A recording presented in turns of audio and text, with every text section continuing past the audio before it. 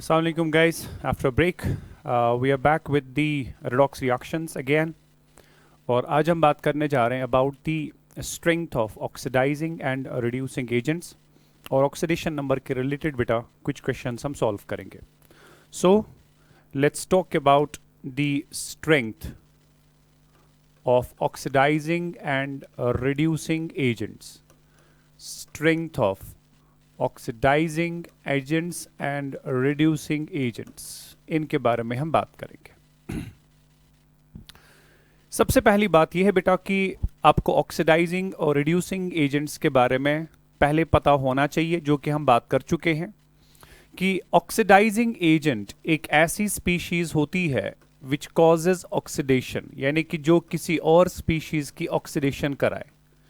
क्योंकि oxidation means loss of electrons, यानी कि जो किसी और से इलेक्ट्रॉन्स लॉस कराए, अगर किसी और से लूज कराता है तो खुद ऑब्वियसली गेन करेगा. सो ऑक्सीडाइजिंग एजेंट ऐसी स्पीशीज होती है बेटा विच गेन्स इलेक्ट्रॉन्स, और इलेक्ट्रॉन्स गेन करने के बाद मैग्नीट्यूड ऑफ पॉजिटिव चार्ज कम होता है या नेगेटिव चार्ज बढ़ जाता है. दैट मीन्स ऑक्सीडेशन नंबर जो होता है बेटा वो डिक्रीज होता है, यानी कि ऑक्सीडेशन नंबर जो है ऑक्सीडाइजिंग एजेंट में एक एटम का डिक्रीज होता है. लाइकवाइज अगर हम रिड्यूसिंग एजेंट की बेटा बात करेंगे, रिड्यूसिंग एजेंट बिल्कुल इसका उल्टा होता है.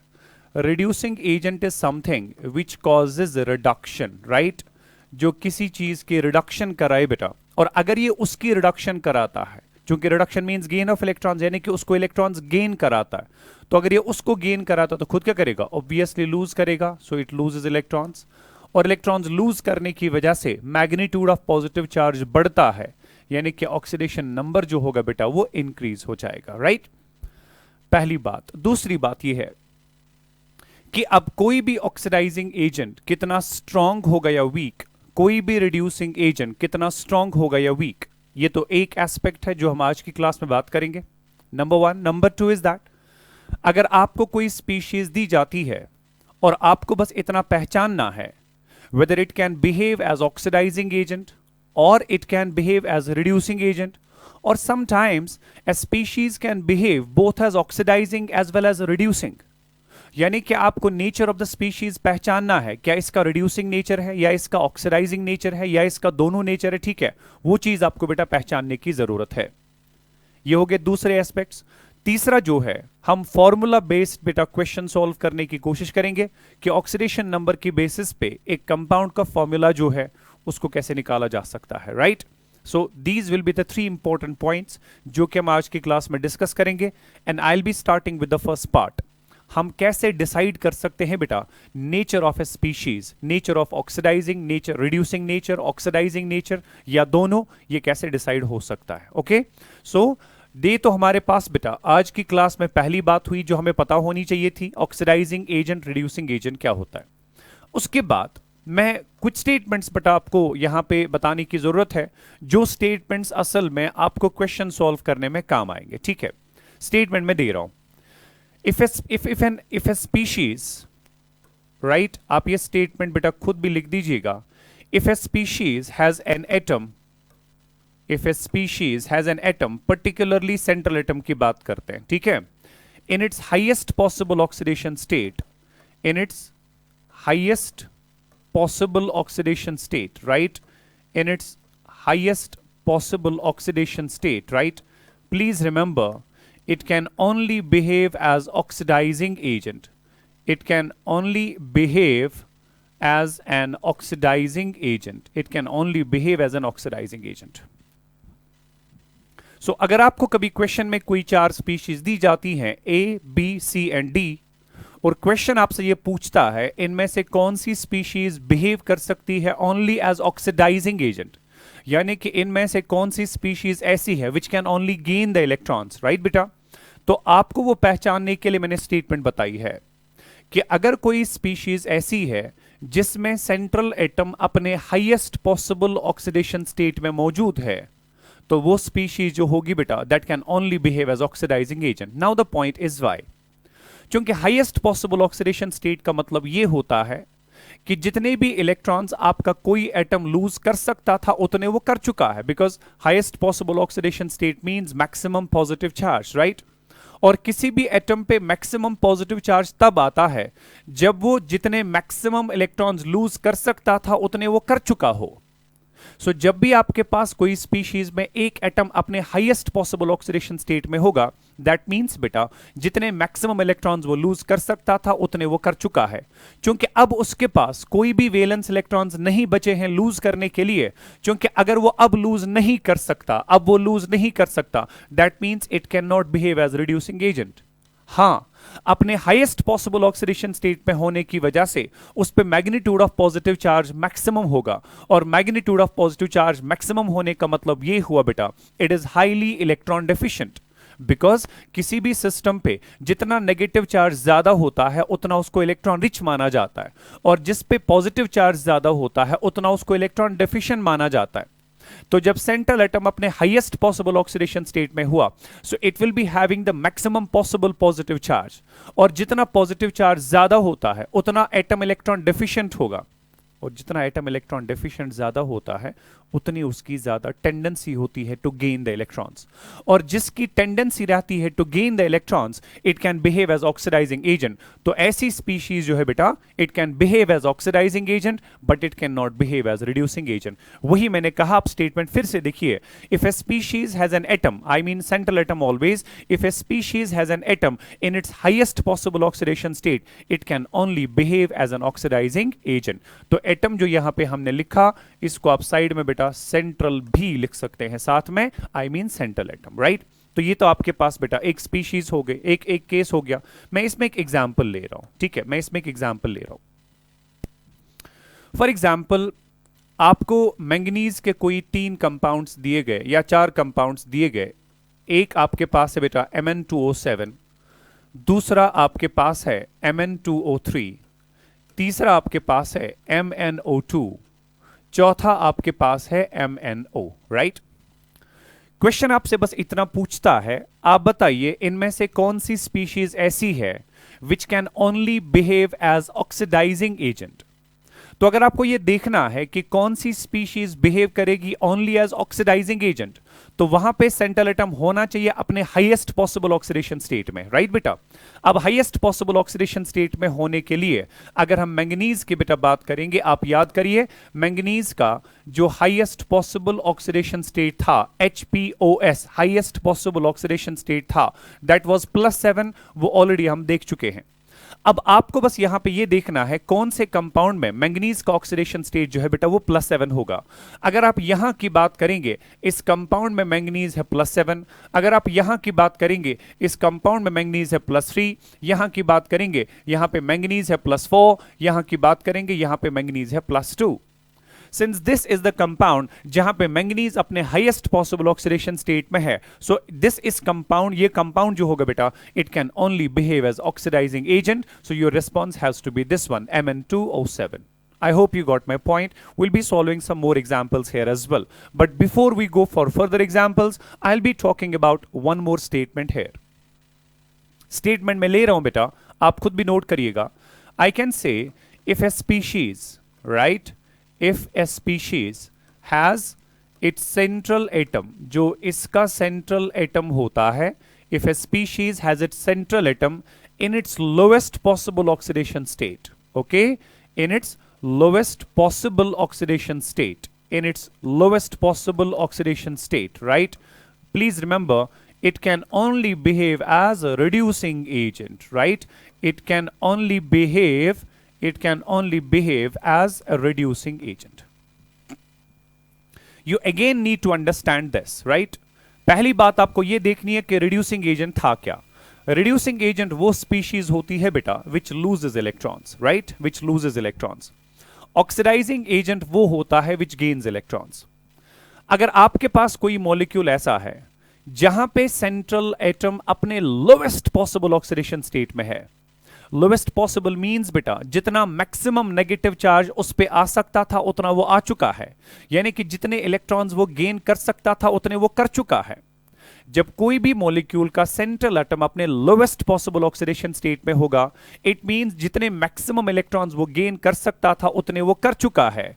तो चूंकि अब उसको और इलेक्ट्रॉन गेन करने की कोई गुंजाइश नहीं है, और अगर वो इलेक्ट्रॉन गेन नहीं कर सकता, that means it can not behave as oxidising agent, right बेटा, it can not behave as oxidising agent. मगर हां, जब उस पे मैक्सिमम नेगेटिव चार्ज पहले ही मौजूद है, जब वो ऑलरेडी अपने लोवेस्ट पॉसिबल ऑक्सीडेशन स्टेट में है, you will consider that species to be electron rich.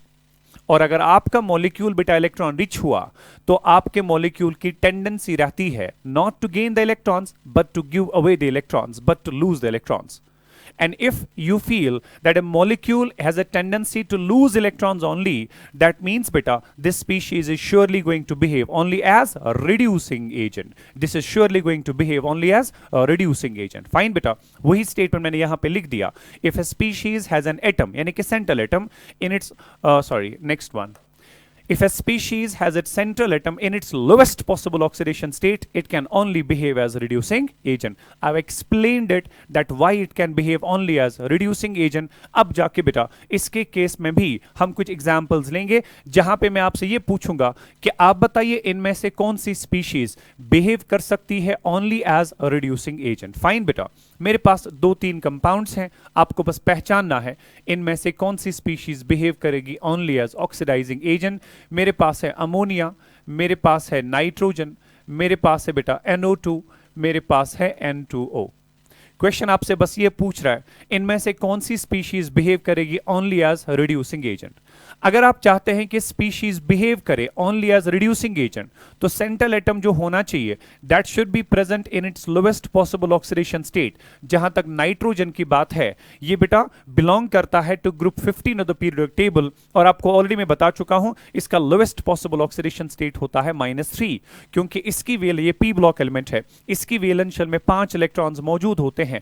अपना ऑक्टेट कंप्लीट करने के लिए मैक्सिमम 3 इलेक्ट्रॉन्स गेन कर सकता है, और अगर किसी कंपाउंड में नाइट्रोजन का चार्ज -3 होगा, दैट मींस बेटा वो अपने लोवेस्ट पॉसिबल ऑक्सीडेशन स्टेट में है। सो जब भी नाइट्रोजन किसी भी कंपाउंड में अपने लोवेस्ट पॉसिबल ऑक्सीडेशन स्टेट में होगा, उसके बाद इसके लिए और इलेक्ट्रॉन्स गेन करना पॉसिबल नहीं है। हां, लेकिन ये डेफिनेटली इलेक्ट्रॉन लूज कर सकता है because it is electron rich, और अगर ये लूज करेगा it can only behave as reducing agent, right. So it can not behave in this oxidation state of nitrogen, the compound can not behave as an oxidizing agent, but surely it is electron rich, it has tendency to give away the electrons, it can surely behave as a reducing agent only. Let's talk about the oxidation states of nitrogen here. इस compound में देखिए it is -3, इसमें देखिए it is 0, इसमें देखिए it is +4, इसमें देखिए बेटा it is +1।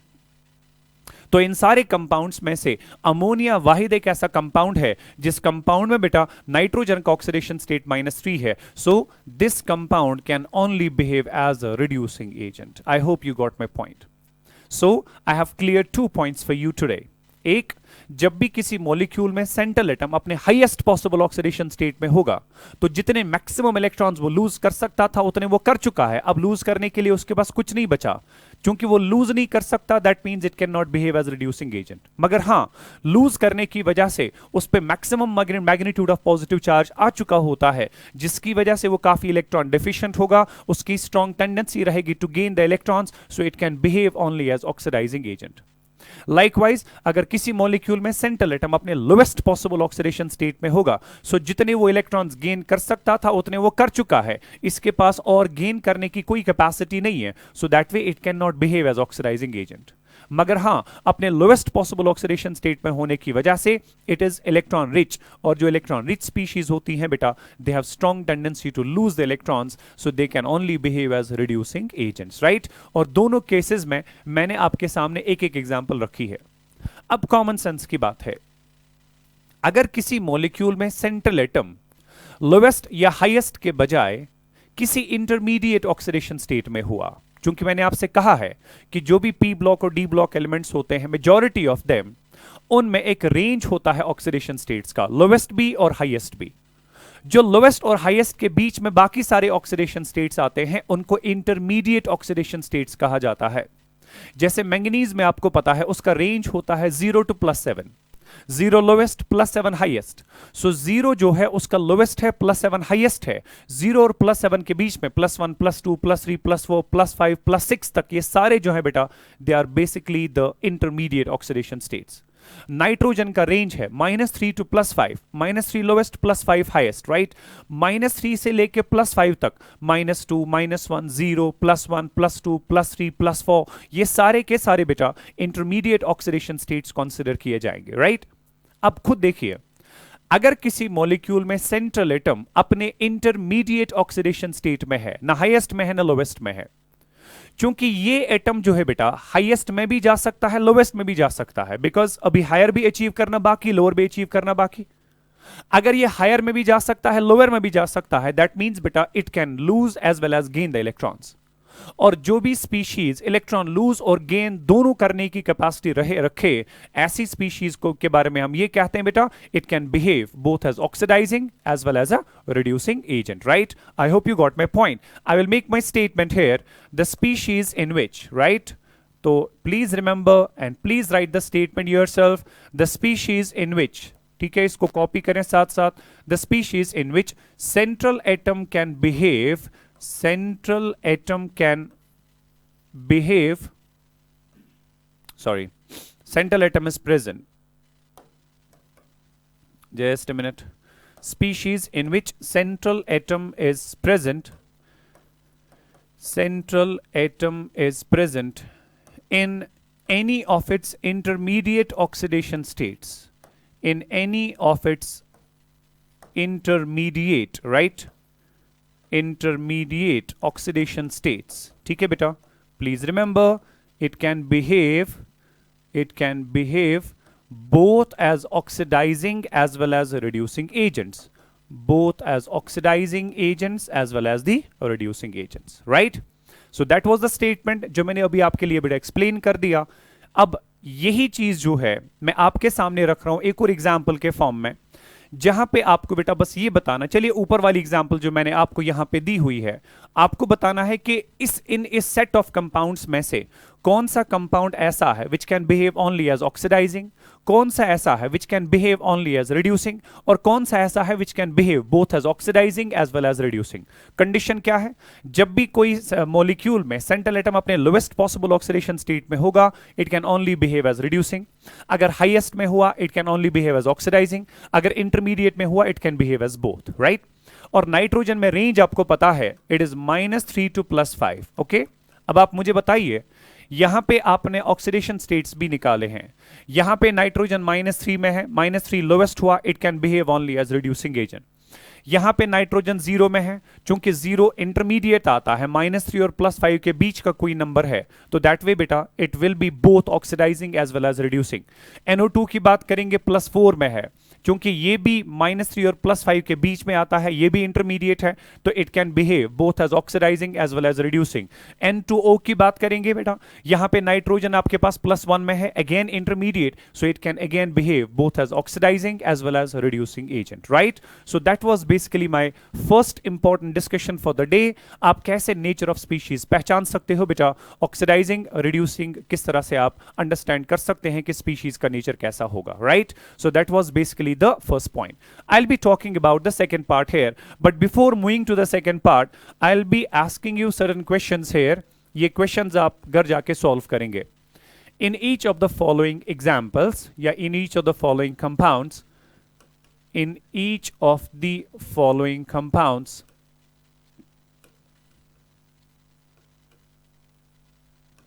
आपको बेटा predict करना है nature, predict the nature of the species, predict the nature of the species। किस कॉन्टेक्स्ट में, आपको बस इतना देखना है, whether a species is behaving as oxidizing agent, whether they are the oxidizing agents, या they are the reducing agents, या they can behave both as oxidizing as well as reducing agents, right। ये आपके पास बेटा कुछ examples में दे रहा हूं, आपको बस आइडेंटिफाई करना है। Example number 1, I'm talking about this one, it is MnO4 2-. Number 2, it is K2Cr2O7. Number 3, it's hydrogen peroxide. Number 4,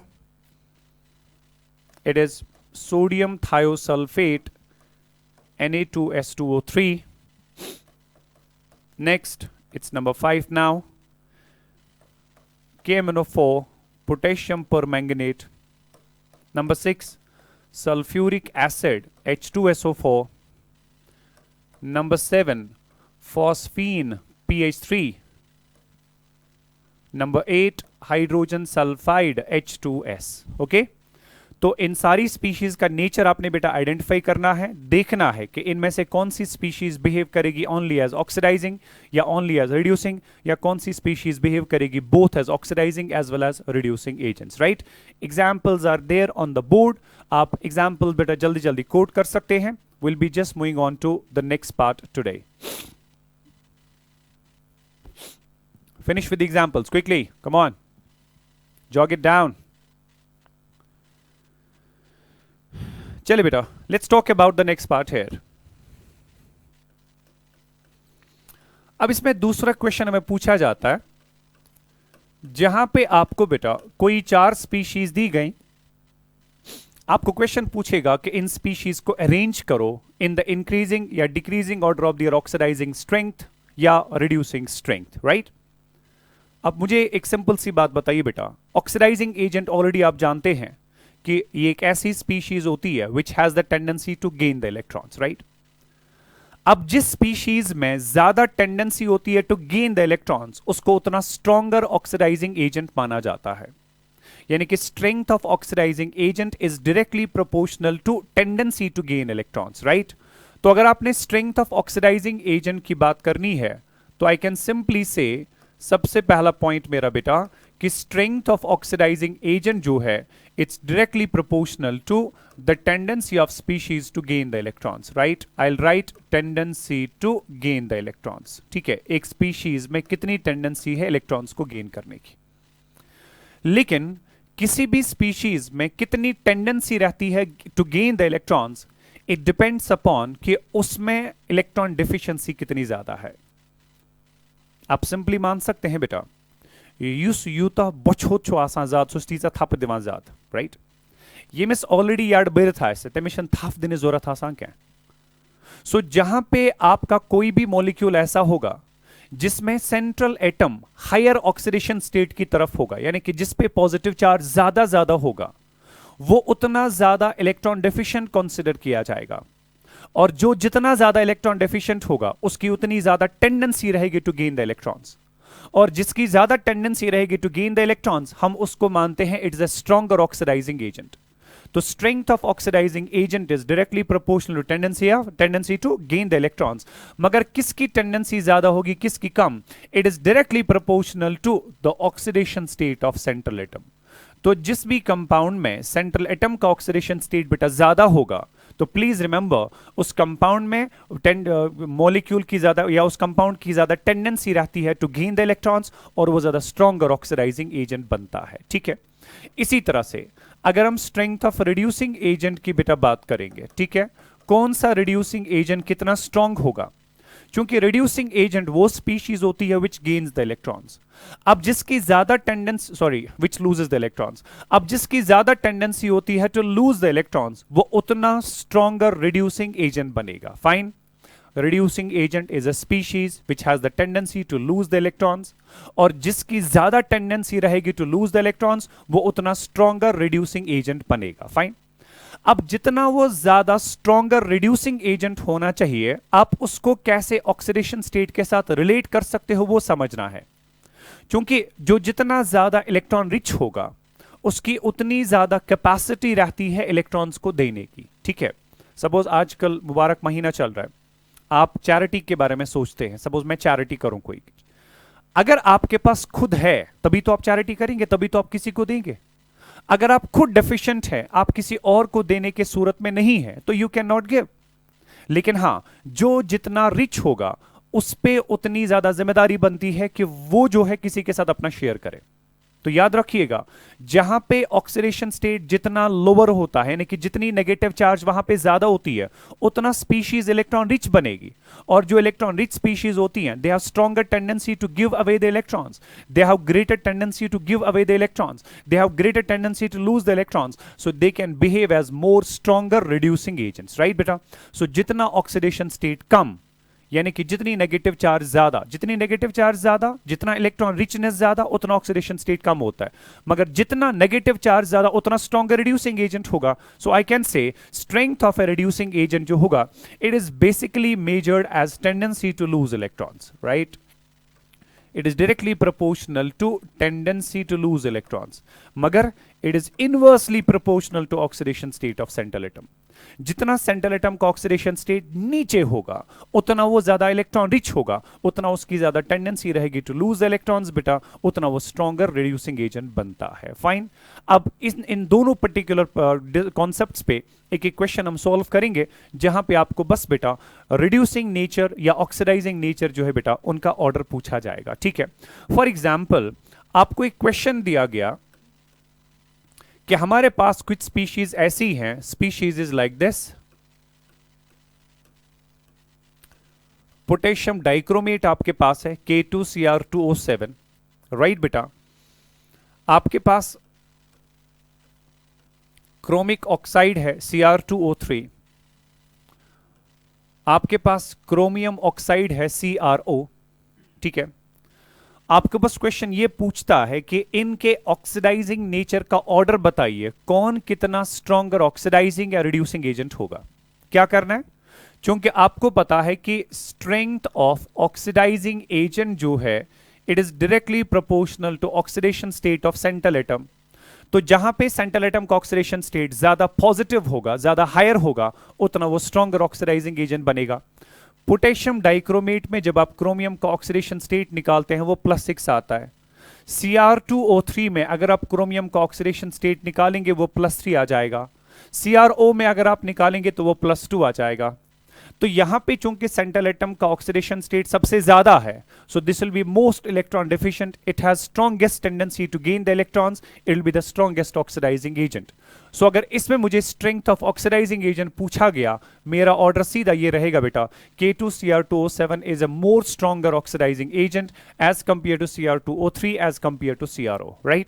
likewise अगर आपको बेटा पूछा गया KMnO4 आपके पास है, आपके पास K2MnO4 है, आपके पास बेटा MnO2 है, और आपके पास Mn2O3 है, राइट। आपको ये पूछा गया इन कंपाउंड्स को अरेंज करो in the order of their decreasing strength of reducing agents, यानी कि पहले वो लिखो जो सबसे स्ट्रॉन्गर, सॉरी जो रिड्यूसिंग के बजाय फिलहाल हम ऑक्सीडाइजिंग की बात करेंगे, फिलहाल आप ये लिखो इनमें सबसे स्ट्रॉन्गर ऑक्सीडाइजिंग एजेंट कौन, उसके बाद उससे वीकर कौन, उससे वीकर कौन, उससे वीकर कौन, यानी कि आपने स्ट्रेंथ ऑफ ऑक्सीडाइजिंग नेचर का डिक्रीजिंग ऑर्डर देना है, राइट बेटा। सबसे पहले वो लिखना है जो सबसे स्ट्रॉन्ग ऑक्सीडाइजिंग एजेंट होगा। Again strength of oxidising agent is directly proportional to oxidation state. तो यहां पे मैंगनीज का ऑक्सीडेशन स्टेट है +7, यहां पे देखिए बेटा इट विल बी +6, यहां पे देखिए इट विल बी +4, यहां पे देखिए इट विल बी +3। तो सीधी सी बात है, यहां पे आपके पास बेटा मैंगनीज अपने हाईएस्ट पॉसिबल ऑक्सीडेशन स्टेट +7 में है, तो धीरे धीरे करके ऑक्सीडेशन नंबर डिक्रीज हो रहा है। जितना ऑक्सीडेशन स्टेट घटेगा, उतना स्ट्रेंथ ऑफ ऑक्सीडाइजिंग एजेंट कम हो रही है। So it is a more stronger oxidising agent than this, than this, than this one. So this has to be the correct decreasing order of their strength as oxidizing agents. Likewise एक और question मैं आपको दे रहा हूं बेटा, कोई 4 species में दे रहा हूं, इनमें आपने रिड्यूसिंग नेचर का ऑर्डर बताना है, कौन कितना स्ट्रॉन्गर रिड्यूसिंग एजेंट होगा उसका ऑर्डर आपने बताना है। फॉर एग्जाम्पल मेरे पास कंपाउंड है बेटा like this, it is phosphine. मेरे पास कंपाउंड है like this, it is P2H4। मेरे पास कंपाउंड है like we have got P2O3, right. और मेरे पास एक मॉलिक्यूल है, चलिए इन 3 का फिलहाल बता दीजिएगा, ठीक है। इनमें आपको पूछा गया कि इनमें बताइए स्ट्रेंथ ऑफ रिड्यूसिंग एजेंट क्या होगा, यानी कि आपको पहले वो लिखना है जो सबसे स्ट्रॉन्गर रिड्यूसिंग एजेंट है, राइट। आपको मैंने क्या कहा, strength of reducing agent is inversely proportional to oxidation state, जहां पे सेंट्रल एटम का ऑक्सीडेशन स्टेट जितना कम होगा उतना strength as a reducing agent ज्यादा होती है। फॉस्फीन इस कंपाउंड को कहते हैं, इसमें फॉस्फोरस का ऑक्सीडेशन स्टेट निकालिए, that's -3 because phosphorus is more electronegative as compare to hydrogen. यहां पे देखिए बेटा it will come out to be -2, यहां पे देखिए it will come out to be +3। Let's see, क्योंकि यहां पे pH 3 में ऑक्सीडेशन स्टेट सबसे कम है, जहां पे ऑक्सीडेशन स्टेट सबसे कम होगा वहां पे रिड्यूसिंग नेचर सबसे ज्यादा होगा, so it will be the more stronger reducing agent as compare to this one, as compare to this one. ठीक है, one more example just to clear the concept for you, let me have, मेरे पास बेटा ammonia है, मेरे पास मान लीजिए nitrogen है, मेरे पास मान लीजिए N2O है, मेरे पास मान लीजिए NO2 है, मेरे पास मान लीजिए बेटा N2O5 है। ठीक है, क्वेश्चन आपसे पूछता है कि इन कंपाउंड्स को अरेंज करो in the decreasing order of their strength as reducing agents, right, यानी कि पहले वो लिखने जो सबसे स्ट्रॉन्ग रिड्यूसिंग एजेंट होगा। स्ट्रॉन्ग रिड्यूसिंग एजेंट वो होता है जहां पे ऑक्सीडेशन स्टेट सबसे लोवेस्ट होगा। अगर आप अमोनिया की बात करेंगे, यहां पे नाइट्रोजन का ऑक्सीडेशन स्टेट -3, यहां पे 0, यहां पे +1, यहां पे +4, यहां पे +5। ओके, सो ऑर्डर क्या रहेगा बेटा, ammonia will be the more stronger reducing agent क्योंकि ऑक्सीडेशन स्टेट सबसे कम है, followed by this, followed by this, followed by this. This has to be the correct order. I hope I am clear, and that was basically the second discussion for the day कि आप कैसे decide कर सकते हो बेटा order of the reducing and the oxidizing agents। उसके बाद मैंने आपसे कहा था कि हम एक दो क्वेश्चंस हम यहाँ पे कंप्लीट करेंगे, एक दो क्वेश्चंस हम यहाँ पे सॉल्व करेंगे। एक तो क्वेश्चन फॉर्मूला बेस्ड है बेटा, दूसरा क्वेश्चन ऑक्सीडेशन नंबर जो है उसकी बेसिस पे है। Let you right the question first. Question आपसे कहता है कि 1 मोल ऑफ फॉस्फोरस एटम्स जो हैं, ठीक है, 1 मोल ऑफ फॉस्फोरस एटम्स जो हैं, they are completely oxidized, right, they are completely oxidized, इनको ऑक्सीडाइज किया जा रहा है to form a new compound, right, to form a new compound X, ठीक है, by losing 8 moles of electrons, by losing 8 moles of electrons। Question आपसे क्या पूछता है, what will be the formula of the compound X, what will be the formula of the compound X। इस compound X की बेटा आपको formula पूछी गई, ऑप्शंस आपके पास हैं,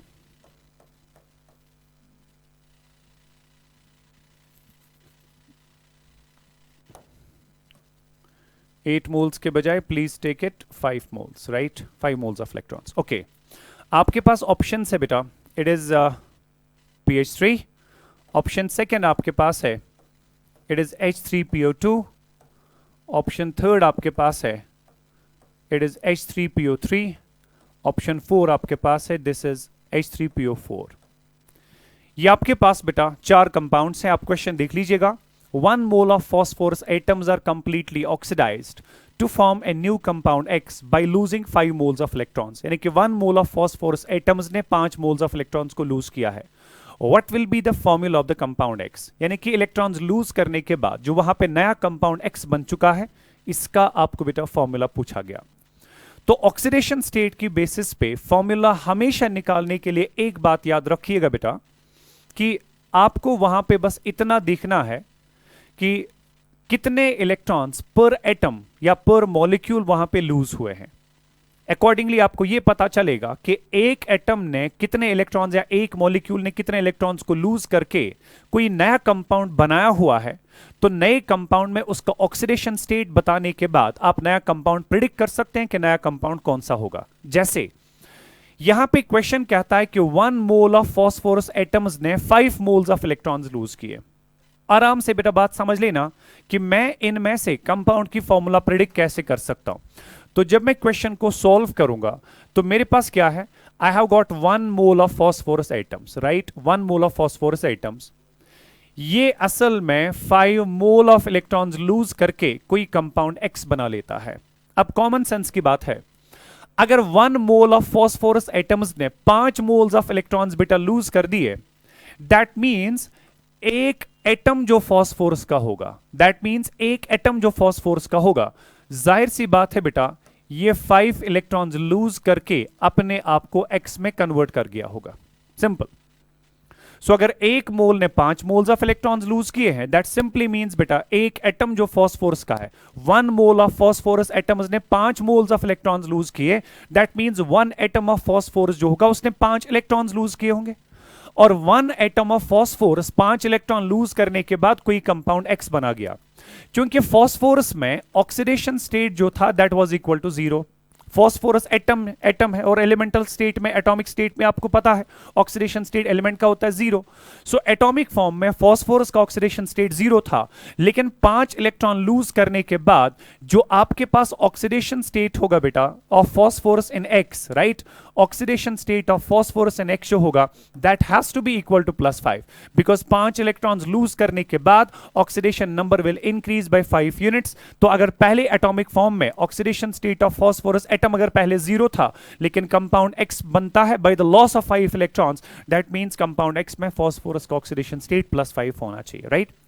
अब अगर आपको यह पता चला कि नए कंपाउंड में फॉस्फोरस का ऑक्सीडेशन स्टेट होना चाहिए +5, तो आप अपनी ऑप्शंस में देखें कौन से कंपाउंड में फॉस्फोरस का ऑक्सीडेशन स्टेट +5 है। ठीक है, let's talk about the options, let's explore the options.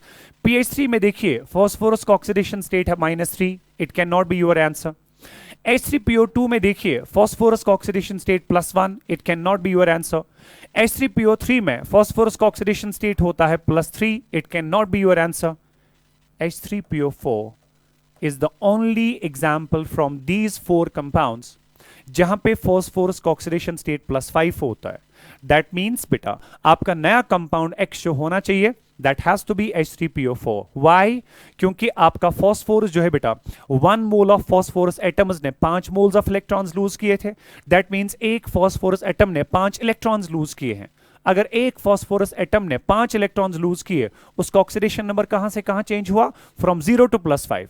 That means नया कंपाउंड जो फॉस्फोरस का बना उसमें फॉस्फोरस का ऑक्सीडेशन स्टेट +5 होना चाहिए।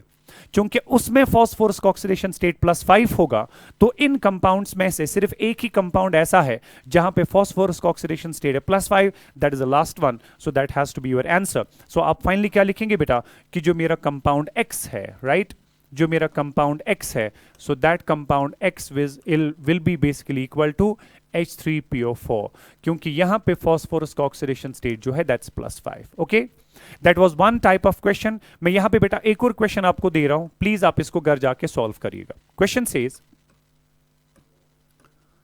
10 mole of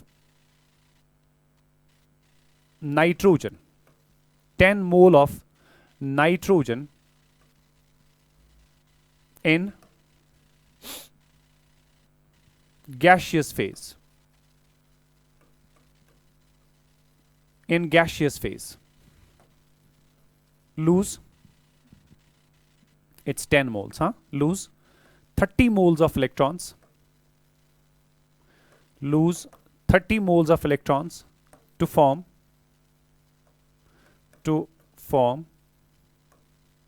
a new compound Y, to form a new compound Y। ठीक है, आपको पूछा गया what will be the oxidation state of nitrogen,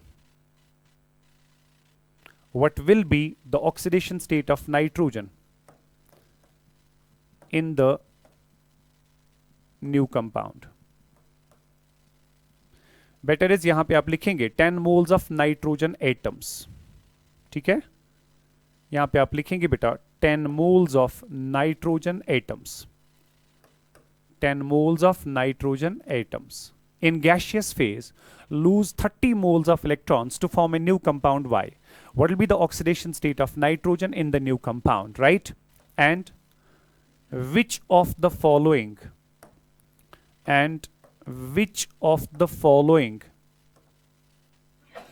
can be the formula of Y? इनमें से कौन सी फॉर्मूला बेटा कंपाउंड Y को कॉरेस्पॉन्ड कर सकती है?